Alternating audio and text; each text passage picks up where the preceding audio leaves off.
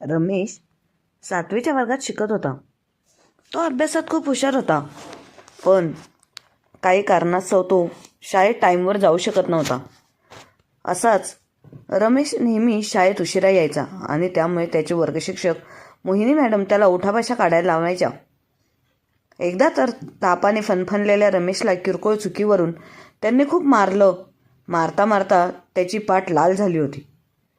त्या दिवसापासून रमेश शाळेत आलाच नाही. त्याचा पत्ता लावण्यासाठी मोहिनी मॅडम त्याच्या घरी पोहोचल्या. मात्र तिथलं दृश्य पाहून त्यांचे डोळे पाणावले आणि पायाखालची जमीनच सरकली. जाणून घेऊया संपूर्ण कथेचे सत्य. रमेश वर्गात येण्यासाठी मोहिनी मॅडम यांची अनुमती घ्यायला लागला. तो निरागस चेहऱ्याने म्हणाला की मॅडम, मी आत येऊ का? रमेशला माहीत होतं की 10 मिनिटं उशीर झाला आहे. मोहिनी मॅडमने रागाने त्याच्यावर नजर टाकली आणि म्हणाल्या की ही काय शाळेत येण्याची वेळ आहे का? शाळा म्हणजे काही खेळाचं मैदान आहे का? कधीही मनाला वाटलं की तोंड घेऊन यायचं. चल आत ये. रमेश हळूहळू वर्गात आला. तो आपल्या बेंचकडे निघाला, पण त्यांच्या बेंचवर बसण्याआधीच मोहिनी मॅडम ओरडल्या, मी तुला कधी म्हणाले की थेट तुझ्या जागेवर जाऊन बस. इकडे माझ्याजवळ ये. मोहिनी मॅडमचा रागीट स्वर ऐकून रमेश आतल्या आत खूप घाबरला होता. जेव्हा रमेश त्यांच्याजवळ गेला तेव्हा मोहिनी मॅडम त्याला म्हणाल्या की 50 वेळा उठाबशा काढ. इथून पुढे उशिरा येण्याआधी तुला ही शिक्षा नक्कीच आठवेल. हे ऐकून रमेश हात जोडून विनवणी करू लागला, मॅडम आज मला माफ करा. इथून पुढे उशिरा कधीच येणार नाही. पण मोहिनी मॅडम कठोर स्वरात म्हणाल्या की माफ करणे, अभ्यासाच्या बाबतीत जर दया दाखवली तर तुम्ही सगळे माझ्या डोक्यावर चढाल. चल लवकरात लवकर उठाबशा काढ. रमेश आपली बॅग खाली ठेवायला लागला, कारण वही पुस्तक खूप जास्त होती. बॅगेत वजन फार होती, पण तो कष्टाने ती बॅग सांभाळत वर्गापर्यंत आला. त्याने विचार केला की बॅग काढून आपल्या बेंचवर ठेवेल आणि नंतर शिक्षा पूर्ण करेल. मात्र मोहिनी मॅडम कठोरपणे म्हणाल्या की ती बॅग खाली ठेवायची काहीच गरज नाही. बॅग पाठीवर ठेवूनच तू उठाबशा काढ.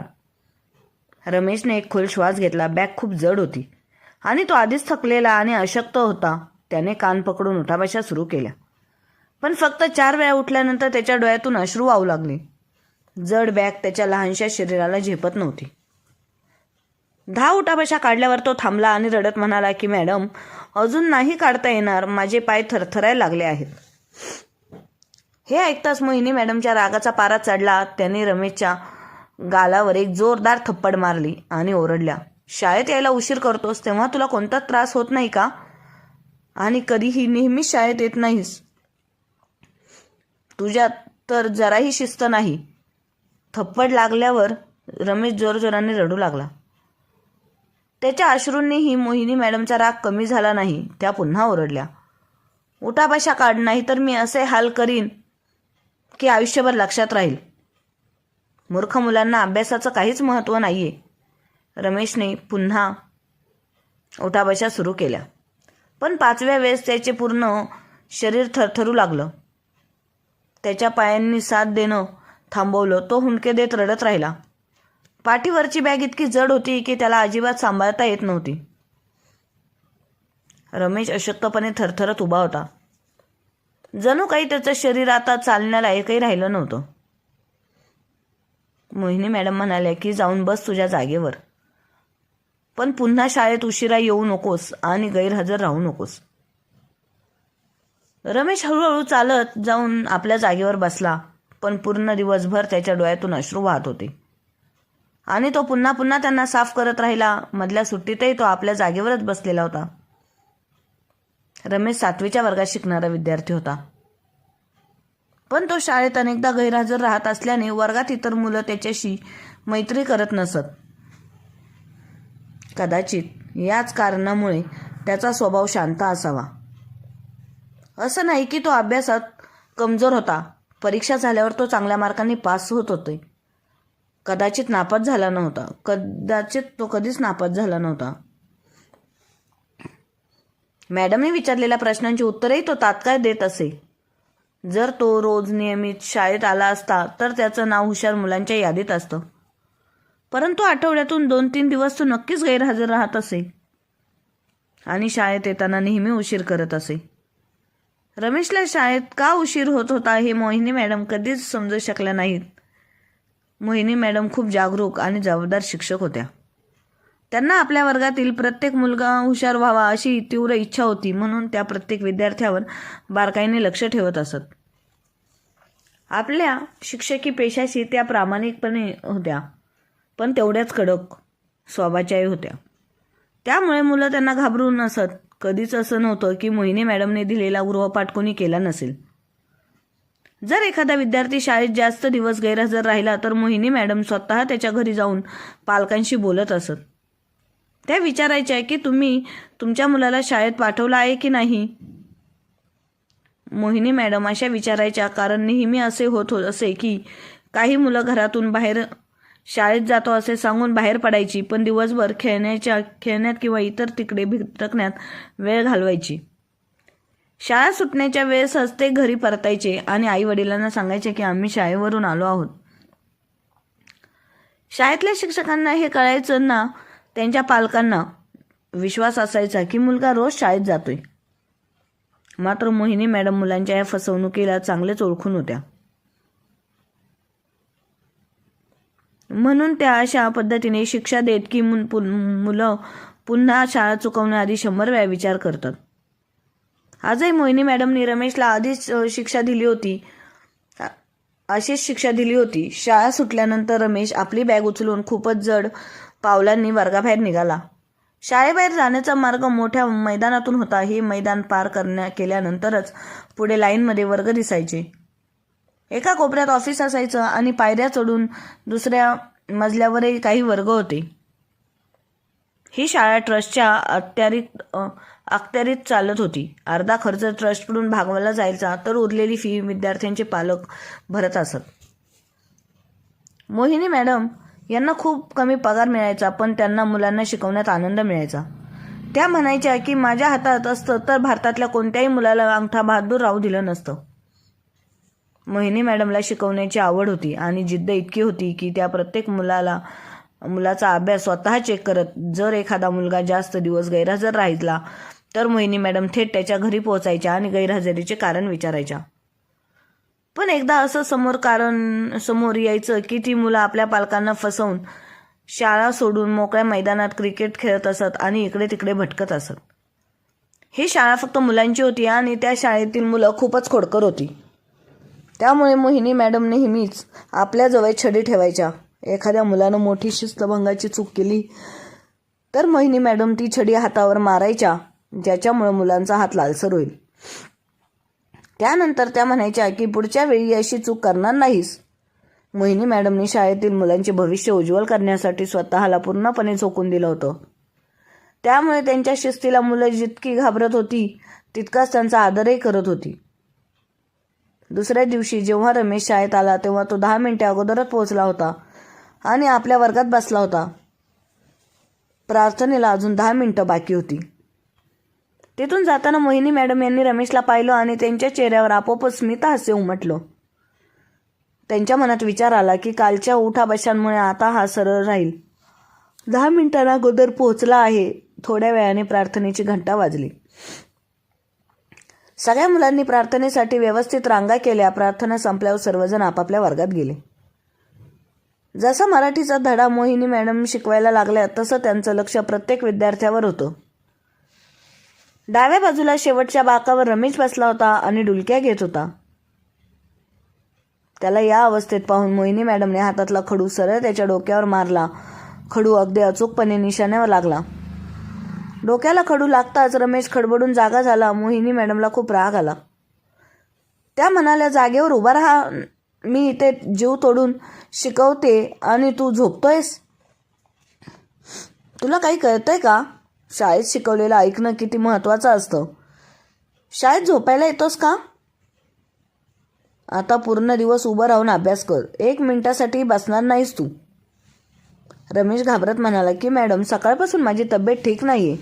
हातपाय दुखत आहेत. असं वाटतंय की ताप आहे. झोपण्याचा प्रयत्न नाहीये.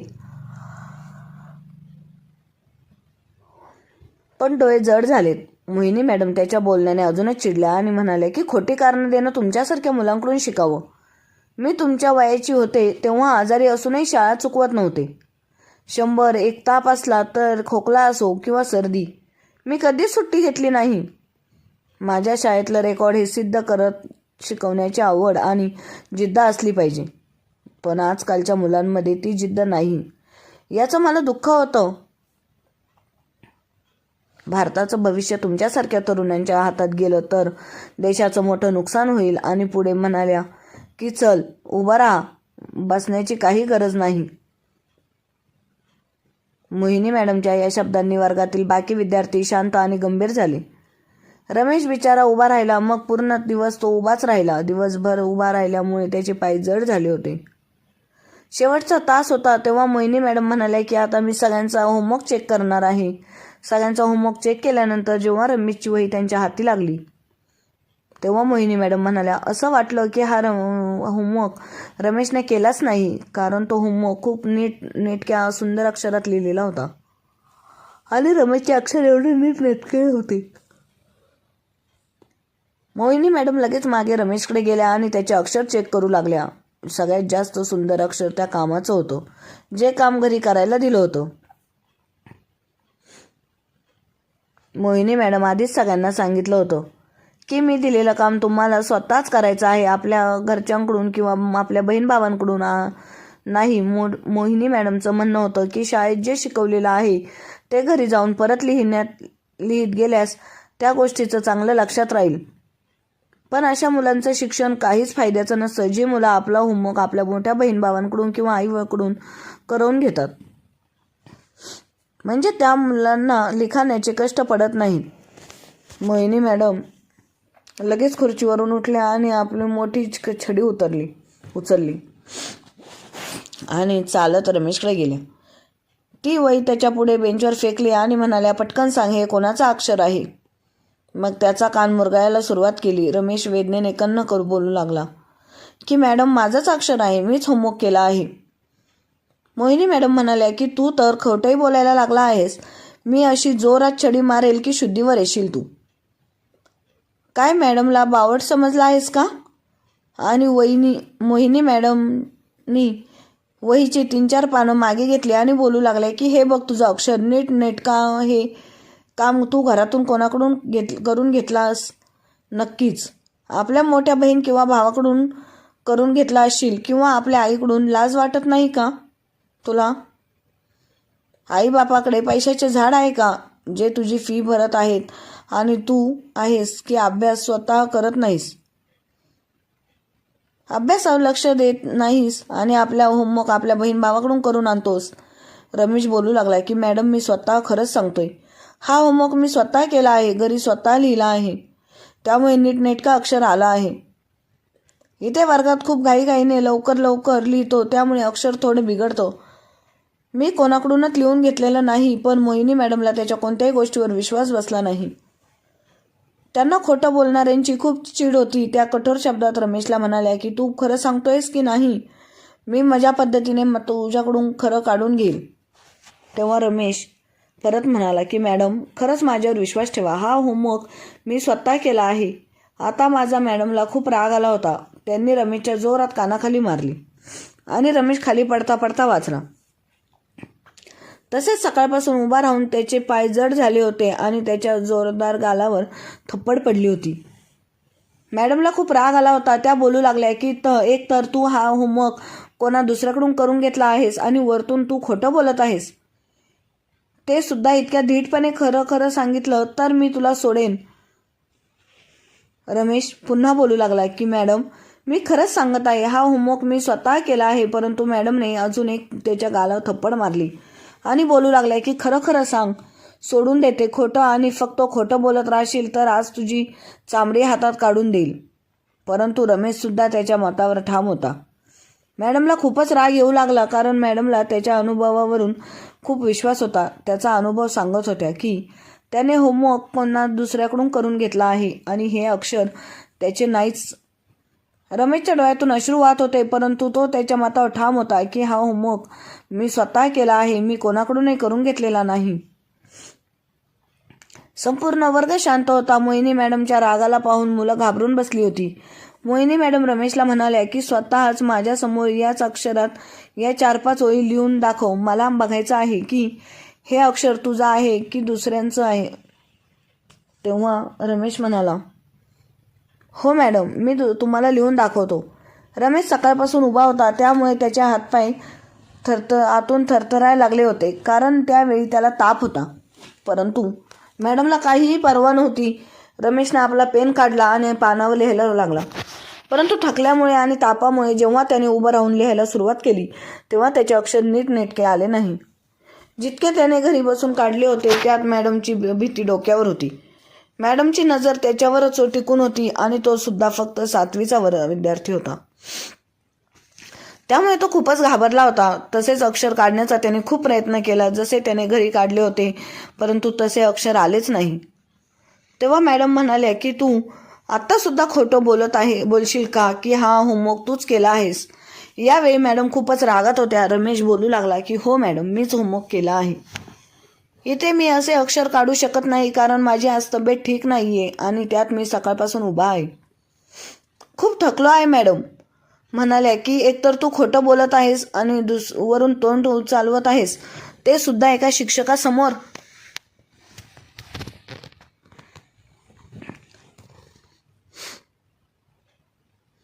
तुझ्या नजरेत शिक्षकाचे काय महत्त्व आहे? हात पुढे कर. तुझा आज तर मी तुझे इतके हाल करीन की पुन्हा कोणता विद्यार्थी माझ्याशी खोटं बोलण्याचा प्रयत्न करणार नाही आणि आपला होमवर्क दुसऱ्याकडून करून घेणार नाही. तू तर चांगल्या प्रकारे सरळ होशील. कालच्या 50 वेळा उठाबशा काढून घेतल्या होत्या ना तुझ्याकडून. तेव्हा कसा आज सकाळी 10 मिनिटं अगोदर शाळेमध्ये पोहोचला होतास? तुम्हा मुलांना प्रेमाने बोललेलं समजतच नाही. तुम्ही फक्त मार खाण्याच्या लायकीचे आहात. हे बोलून मॅडमने रमेशचा हात धरला आणि छडी मारायला सुरुवात केली. आणि प्रत्येक वेळेस छडी मारताना त्या विचारायच्या की खरं खरं सांग, कोणाकडून घेतला आहे होमवर्क? रमेश तेच म्हणायचा की मॅडम, मी स्वतः केला आहे. रमेश खूप रडत होता, पण तो त्याच्यावर बोलण्यावर ठाम होता की मीच होमवर्क केला आहे. मॅडमचा राग वाढत चालला होता. रमेशला मारून मारून ते स्वतः थकल्या होत्या. बोलू लागल्या की खरं खरं सांग, सोडून देईल. पण रमेश तेच म्हणत होता, मॅडम खरंच सांगत आहे, होमवर्क मीच केला आहे. शेवटी जेव्हा मॅडम थकली तेव्हा त्यांनी रमेशला जोरात धक्का दिला. तो खाली पडता पडता वाचला. मॅडम म्हणाल्या की तुझ्यासारखी मुलं मोठी होऊन चोर, गुंड, बदमाश होतात, कधी चांगला माणूस बनू शकत नाहीत. आत्ताच्या आत्ता माझ्या नजरेसमोरून चालता हो. तुझी बॅग उचल आणि वर्गाच्या बाहेर निघ. पुन्हा तुझे तोंड दाखवू नकोस, नाही तर असे नको व्हायला की मी पुन्हा तुला मारायला सुरुवात करेन. खोटारडा कुठला. 100 वेळा मारले पण खरं बोलायला तयार नाही.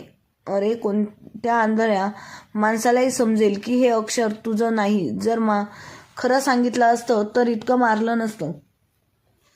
रमेश रडतच होता. त्याच्या कमरेवर, त्याच्या हातावर छड्या पडल्या होत्या. पाय सुद्धा उभं राहून जड झाले होते. आता तर हात थरथर कापू लागले होते. त्याचं पूर्ण शरीर थरथरायला लागलं होतं. त्याने बॅग उचलली आणि वर्गांच्या बाहेर गेला. अजून सुट्टी होण्यासाठी 10 मिनिटं बाकी होती. तो आपल्या शाळेच्या बाहेर आला. दुसऱ्या दिवशी की तो शाळेत आला नव्हता तेव्हा मॅडम म्हणाल्या, बघितलं का मुलांनो, परत त्याने सुट्टी घेतली. अशी मुलं कधीच जीवनात सफल होत नाहीत. एक तर खोटं, आणि तेही इतक्या धीटपणे बोलत होता. एवढा मार खाऊन सुद्धा खोटंच बोलत राहिला आणि आता सुट्टी घ्यायला लागला. मला तर समजतच नाही की तुमचे आई वडील तुमच्यावर लक्ष का देत नाहीत. त्यांची इच्छा असते की आपली मुलं मोठे होऊन मुलांनी आपलं नाव कमवावं, ऑफिसर व्हावं, डॉक्टर व्हावं, पण शाळेत पाठवताना लक्ष देत नाहीत. मॅडमनी वर्गात येताच आधी रमेशबद्दल पोरांना सांगितलं, नंतर त्यांना शिकवायला सुरुवात केली आणि हे सुद्धा विचार करून ठेवला होता की जर उद्या तो आला तर त्याला सोडणार नाही, यापेक्षा जास्त शिक्षा देईल. पण रमेश दुसऱ्या दिवशी शाळेत आला नाही. जेव्हा त्याला शाळेत गैरहजर राहून 15 दिवस झाले तेव्हा प्रिन्सिपलने मॅडमला आपल्या ऑफिसमध्ये बोलावलं. ते बोलू लागल्या की तुमच्या वर्गात एक मुलगा आहे जो 15 दिवस गैरहजर आहे. त्याचा कोणताही सुट्टीचा अर्ज आला होता का? तेव्हा मॅडम म्हणाल्या की अर्ज नाही आला प्रिन्सिपल म्हणाले, मग तो शाळेत का येत नाही? तुमच्या वर्गातला एकही मुलगा गैरहजर राहत नाही कारण तुम्ही तुमच्या मुलांवर खूप मेहनत घेता आणि जर कोणताही मुलगा शाळेत आला नाही तर तुम्ही स्वतः त्याच्या घरी जाऊन त्याची चौकशी करता की तो शाळेत का आला नाही. आता सुद्धा तुम्ही त्याच्या घरी जाऊन विचारा की तो का नाही येत आहे. यावर मॅडम बोलू लागल्या की जेव्हा तो मागच्या वेळी शाळेत आला होता तेव्हा त्याने त्याचा होमवर्क दुसरा कोणाकडून तरी करून घेतला होता आणि मग खोटं बोलत होता की तो होमवर्क त्यानेच केला आहे. त्यामुळे मी त्याला शिक्षा दिली, 2 थप्पड दिल्या होत्या. त्यावर त्या मुलाने शाळेत येणंच सोडून दिलं होतं.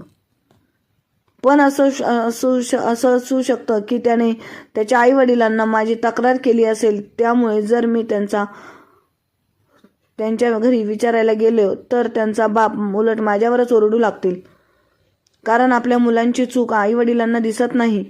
शिक्षक जर मोठ्या आवाजात बोलू लागले किंवा 2 थप्पड जरी दिल्या तर शिक्षकालाच वाईट बनवले जाते. तेव्हा प्रिन्सिपल बोलू लागले की नाही असे होणार नाही, अशी कोणतीही गोष्ट नाही. तुम्ही त्याच्या घरी जा आणि माहिती काढून घ्या की तो मुलगा शाळेत का नाही येत, कारण तो कधीच नापास झालेला नाही.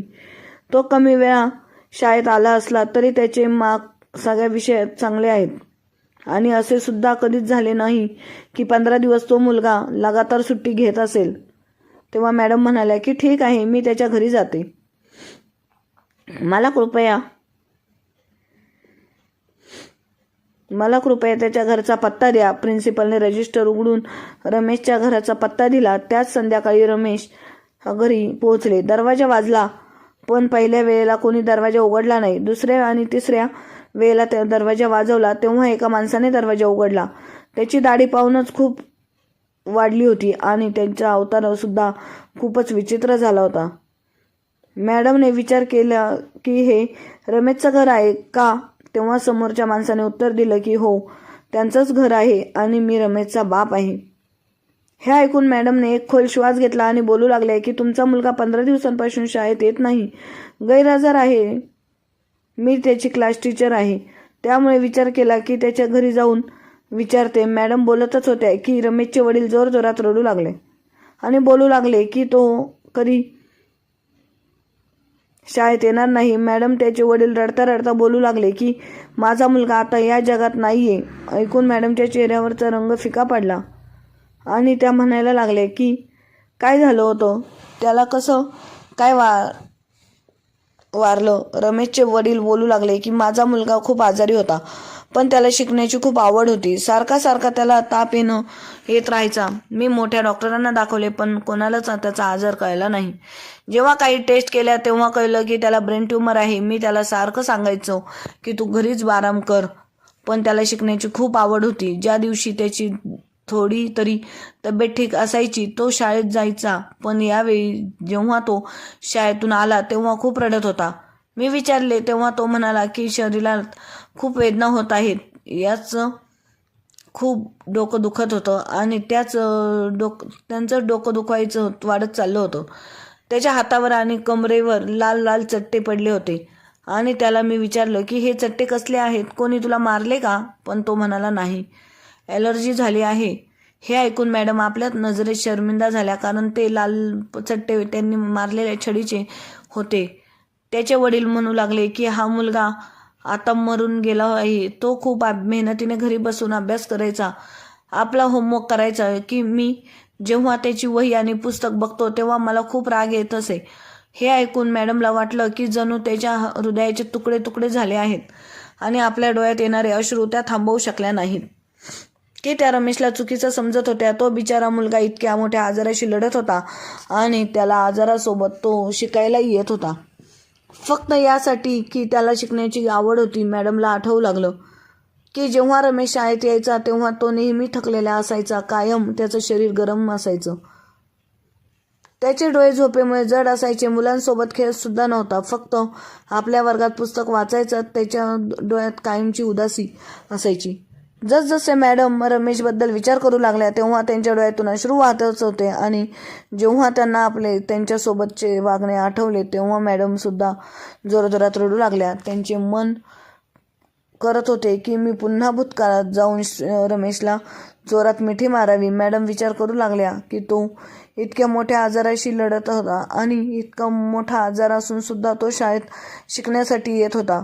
खूप कष्टाने तो अभ्यास करायचा लिहायचा, म्हणजेच तो त्या दिवशी खरं बोलत होता की त्यानेच होमवर्क केला होता. पण मी त्याचं काहीच बोलणं ऐकून घेण्याचा प्रयत्न केला नाही आणि त्याला मारायची सुरुवात केली. इतक्या तापात सुद्धा मी त्याला मारत होते. जसजसं मॅडम विचार करत होत्या तशी त्याची तब्येत बिघडू लागली. घरी आल्यानंतर त्यांनी जेवणही केलं नव्हतं, फक्त रडतच होत्या. त्यांच्या नवऱ्याने त्यांना रडवण्याचं कारण विचारलं, परंतु मोहिनीने कारण सांगितलं नाही. काही वेळानंतर मोहिनी मॅडम सरळ स्मशानात गेल्या. आज अजूनपर्यंत रमेशच्या समाधीची माती ओली होती, वर गुलाबाच्या पाकळ्या पडल्या होत्या. त्याच समाधीजवळ उभं राहून मॅडम गुडघ्यावर पडल्या आणि जोरजोरात रडू लागल्या. आपले हात जोडून आणि बोलू लागले की रमेश, मला माफ कर बाळा, मला खरं काय आहे ते माहीत नव्हतं. शक्य असेल तर आपल्या या मॅडमला साफ करून टाक. आयुष्यभर त्या रमेशला समजू शकल्या नाहीत. याच गोष्टीचा विचार करत राहिल्या आणि जेव्हा जेव्हा रमेशची त्यांना आठवण येत होती तेव्हा तेव्हा त्या जोरजोरात रडत असायच्या आणि आयुष्यभर त्याच्याच राहिल्या. आणि नंतर त्यांनी शाळा पण सोडून दिली आणि त्या घरीच त्या गोष्टीचा पश्चाताप करू लागल्या आणि आयुष्यभर त्याला विसरू शकल्या नाहीत. धन्यवाद.